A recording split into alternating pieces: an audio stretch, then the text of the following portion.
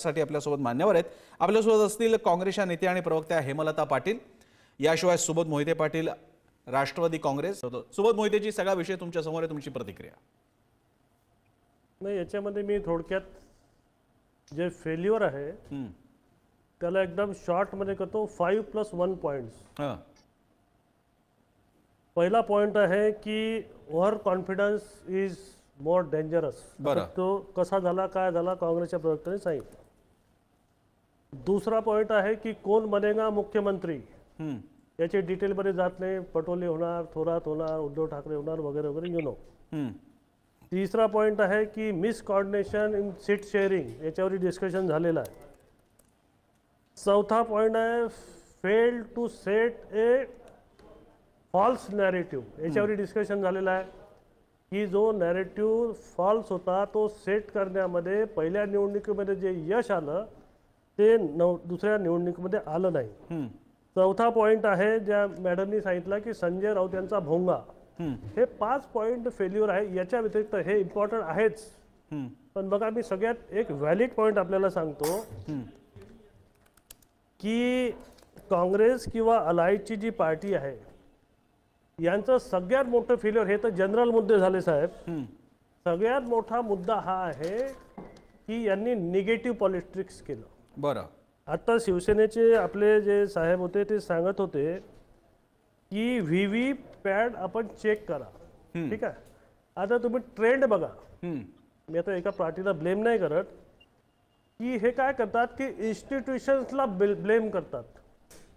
For example, तुम्ही कोणाला blame करता?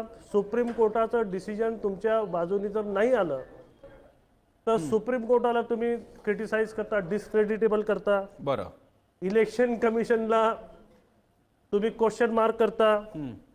एखाद्या उद्योगपतीची अशी तशी करून शिव्या देऊन आपण स्टॉक एक्सचेंजला खाली आणता, म्हणजे अँटी नॅशनल काम करता. या सगळ्या गोष्टींसाठी बघा हे निगेटिव्ह पॉलिटिक्स जे आहे हे अंगावर येते.